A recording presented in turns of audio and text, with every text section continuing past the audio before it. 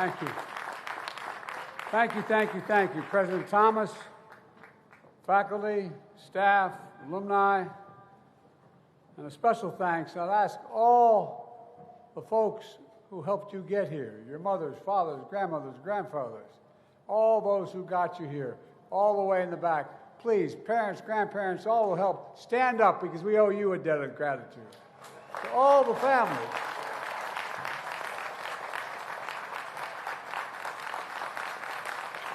That is not hyperbole. A lot of you, like my family, had to make significant sacrifices to get your kids to school. It mattered. It's mattered a lot. And the friends of Morehouse and the Morehouse men of the class of 2024, I got more Morehouse men in the White House telling me what to do than I know what to do. You all think I'm kidding, don't you? You know I'm not. And it's the best thing that's happened to me. Scripture says, the prayers of a righteous man availeth much. In Augusta, Georgia, a righteous man once enslaved set foot for freedom. The story goes, he feared no evil. He walked through the valley of the shadow of death on his way north to free soil in Philadelphia. A Baptist minister, he walked with faith in his soul, power in the steps of his feet to glory. But after the Union won the war, he knew his prayers availed him freedom that was not his alone. And so this righteous man, Richard Coulter, returned home, his feet weary, his spirit in no ways tired. 157 years ago, you all know the story, but the rest of the world doesn't and should. In the basement of a Baptist church in Augusta, he and two other ministers, William Jefferson White and Edmund Turney, planted the seeds of something revolutionary, and it was at the time. A school to help formerly enslaved men enter the ministry, where education would be the great equalizer from slavery to freedom, an institution of higher learning that would become Morehouse College. I don't know any other college in America that has that tradition, that consequence. So the class of 2024, you join, as you know, a sacred tradition. And education makes you free, and Morehouse education makes you fearless. I mean it. Visionary, exceptional. Congratulations, you are Morehouse men. God love you.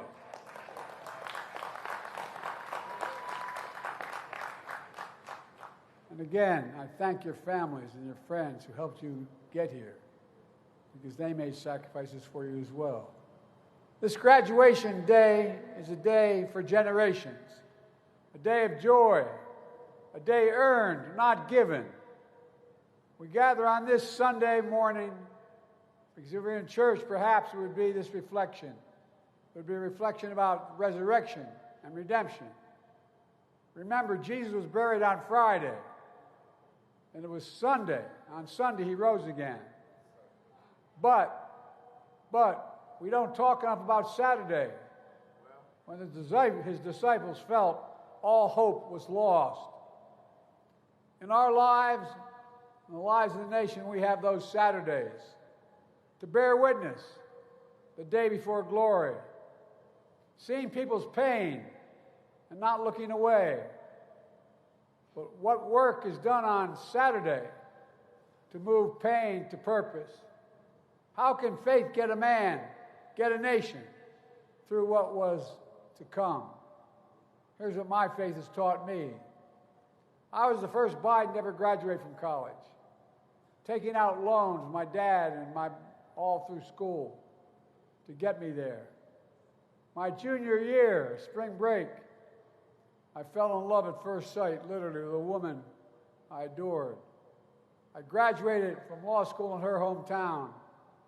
I got married and took a job at a law firm in my hometown, Wilmington, Delaware. But then, everything changed. One of my heroes, and he was my hero, a Baptist minister, a Morehouse man, Dr. Martin Luther King, In April of my law school graduation year, he was murdered. My city of Wilmington, we were, to our great shame, a slave state, and we were segregated. Delaware erupted into flames when he was assassinated, literally. We're the only city in America where the National Guard patrolled every street corner for 9 full months with drawn bayonets, the longest stretch of any American city since the Civil War. Dr. King's legacy had a profound impact on me and my generation, whether you were black or white. I left the fancy law firm I had just joined and decided to become a public defender and then a county councilman, working to change our state's politics to embrace the cause of civil rights. The Democratic Party in Delaware was a Southern Democratic Party at the time. We wanted to change it to become a Northeastern Democratic Party. Then we were trying to get someone to run for the United States Senate the year Nixon ran. I was 29 years of age. I had no notion of running. I loved reading about everybody knew I was going to run. I didn't know I was going to run. When a group of senior members of the Democratic Party came to me, they couldn't find anybody to run and said, "You should run." Nixon won my state by 60% of the vote. We won by 3,100 votes. We won by the thinnest of margins. But with a broad coalition, including students from the best HBCU in America, Delaware State University. You guys are good.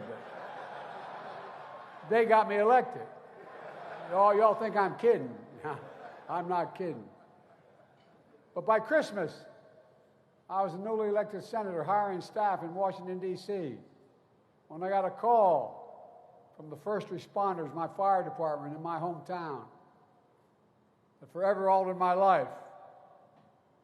They put a young woman, first responder, on the line to say, "There's an automobile accident. Tractor trailer hit your wife's car while she was Christmas shopping with 3 children." And she, poor woman, she just blurted out, she said, "Your wife and daughter are killed. My 13-year-old daughter are dead. And your almost 3-year-old and 4-year-old sons are badly injured. We're not sure they're going to make it either." I rushed from Washington to the bedside. I wanted to pray, but I was so angry. I was angry at God. I was angry at the world. I had the same pain 43 years later when that 4-year-old boy who survived was a grown man and a father himself, lying in another hospital bed at Walter Reed Hospital, having contracted stage 4 glioblastoma because he was a year in Iraq as a major, won the Bronze Star, living next to a burn pit. Cancer took his last breath.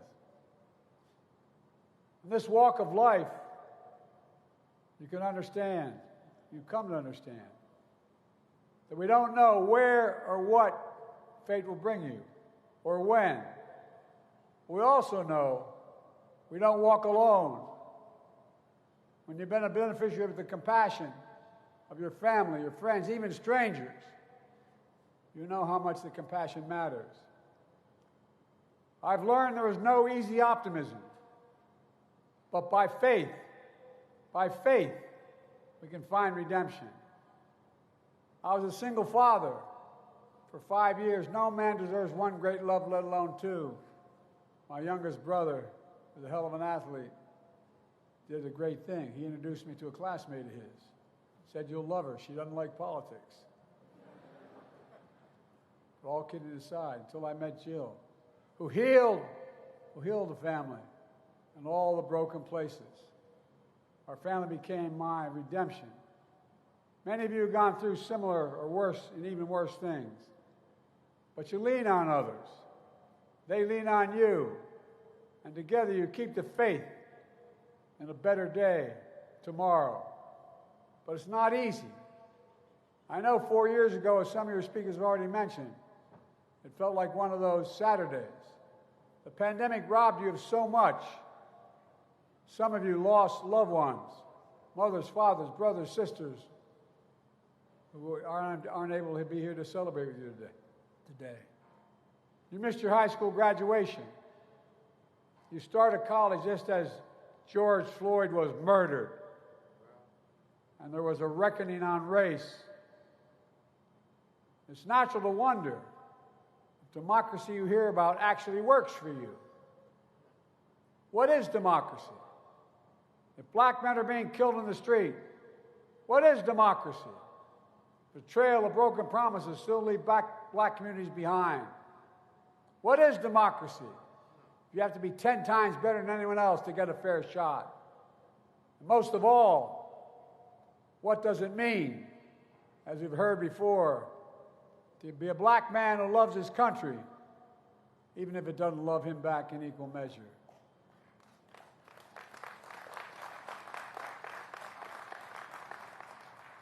When I sit behind the Resolute desk in the Oval Office, in front of the fireplace across from my desk, I have two busts, one of Dr. King, one of Bobby Kennedy. I often find myself looking at those busts, making decisions. Ask myself, are we living up to what we say we are as a nation? To end racism and poverty? To deliver jobs and justice? To restore our leadership in the world? I look down and see the rosary on my wrist that was that of my late son he had on him when he died at Walter Reed, and I was with him. I asked myself, what would he say? I know the answer because he told me in his last days. My son knew the days were numbered. The last conversation was, Dad, I'm not afraid, but I'm worried. I'm worried you're going to give up when I go. You're going to give up. We have an expression in the Biden family. When you want someone to know, give your word, you say, look at me. He was lying to me, he said, look at me, Dad. Look at me. He said, give me your word. Give me your word as my father, that you will not quit, that you will stay engaged. Promise me, Dad. Stay engaged. Promise me. Promise me.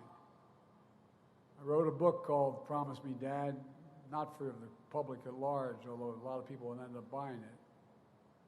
It's for my grandchildren and great-grandchildren to know who Beau Biden was.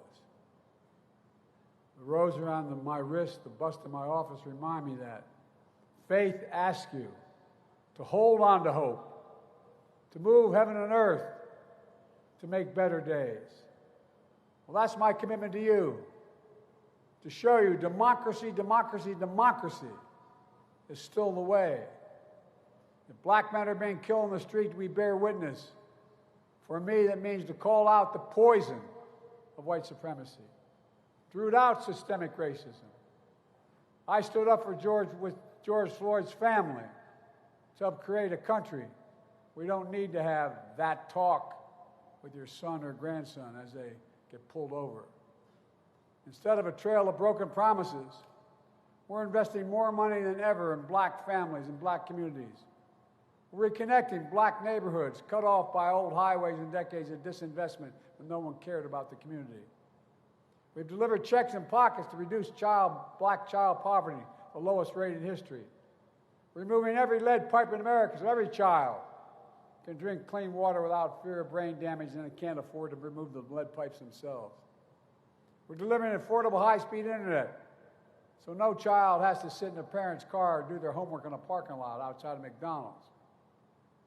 Instead of forcing you to prove you're 10 times better, we're breaking down doors so you have 100 times more opportunities.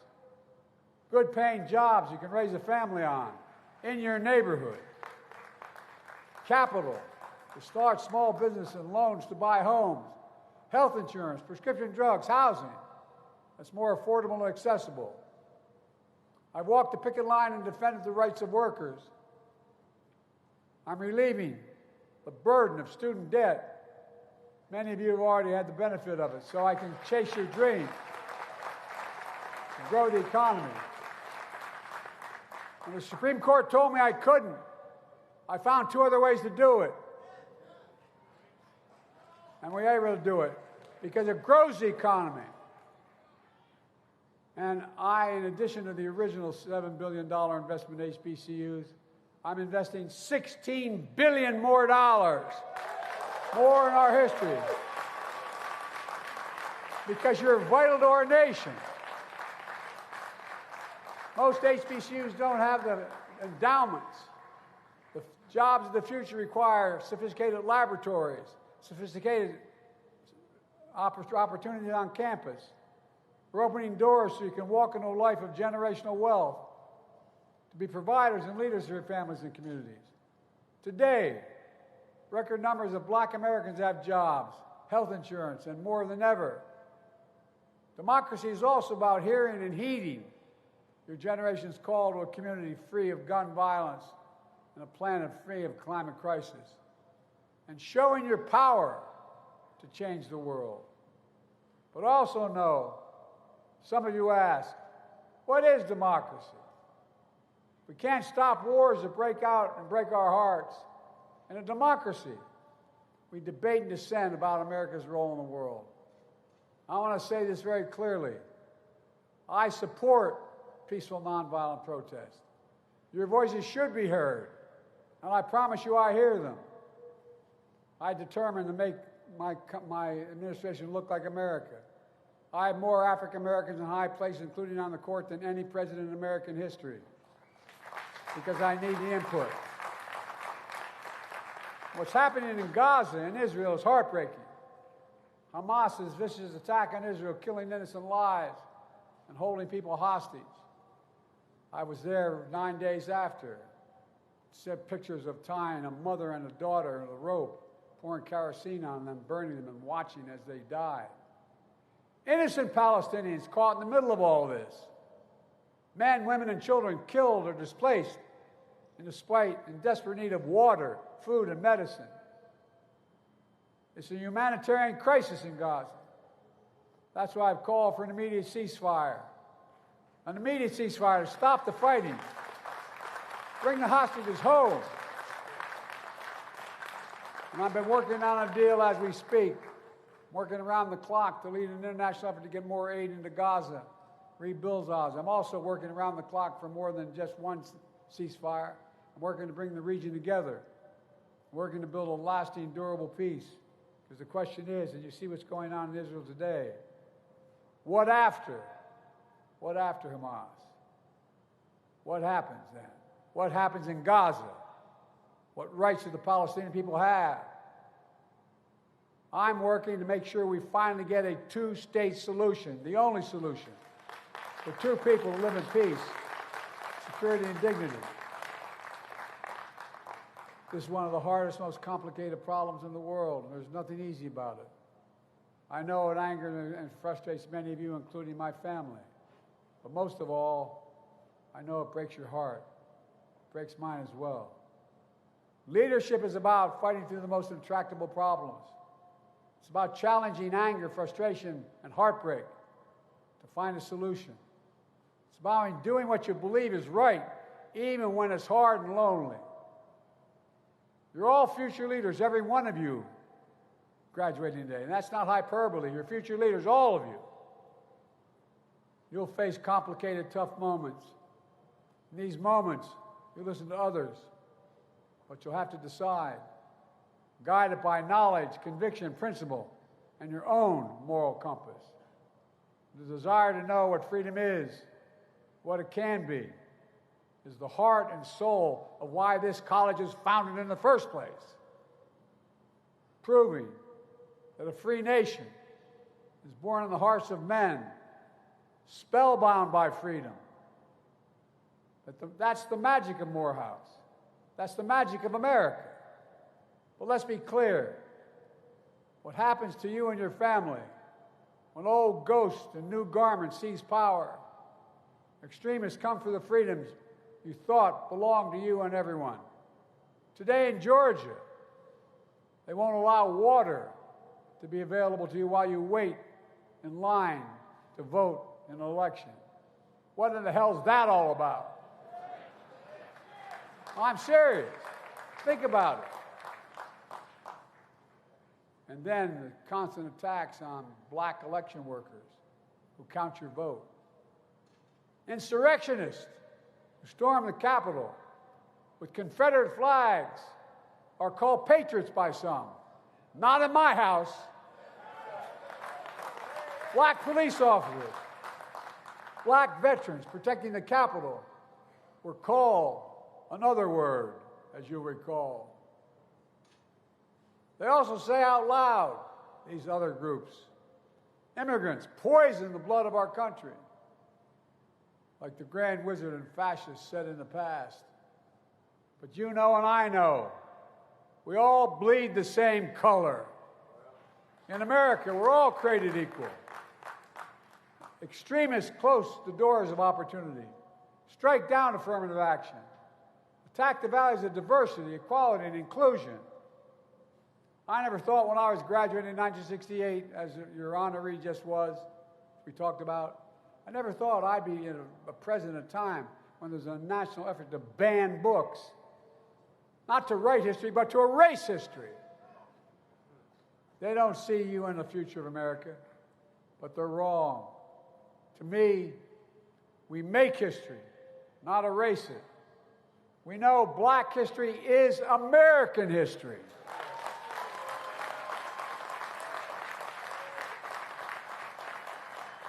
Many of you graduates don't know me, but check my record. You know what I'm saying. I mean from my gut. We know black men are going to help us lead us to the future. Black men from this class in this university.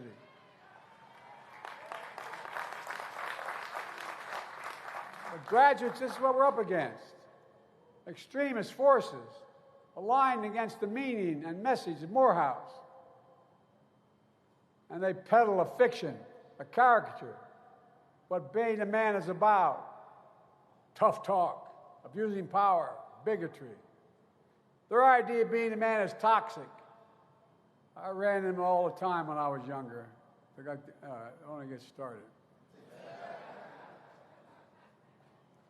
But that's not you. It's not us. You all know and demonstrate what it really means to be a man.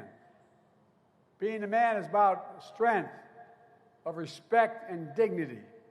It's about showing up, because it's too late if you have to ask.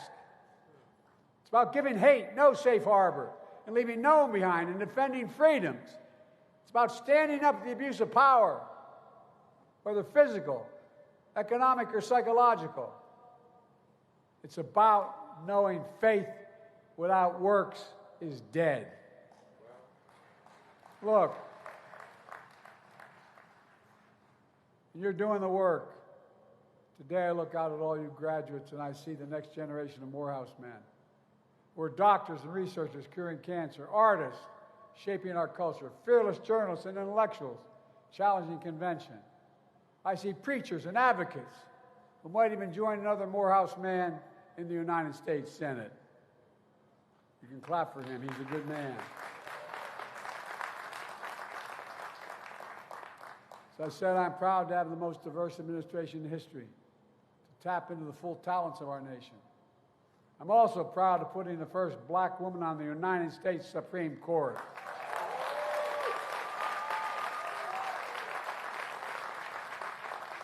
And I have no doubt one day a Morehouse man will be on that court as well. Oh, you know it. I've been vice president of the first black president and become my close friend, and president to the first woman vice president. So I have no idea, no doubt, that a Morehouse man will be president one day, just after an AKA from Howard.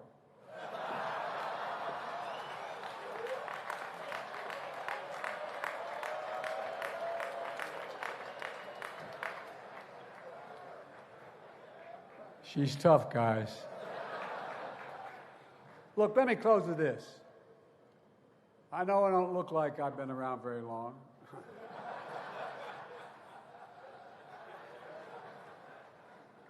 But in my career, for the first 30 years, I was told, "You're too young, kid." It used to stop me from getting on the Senate elevator when I first got there, for real.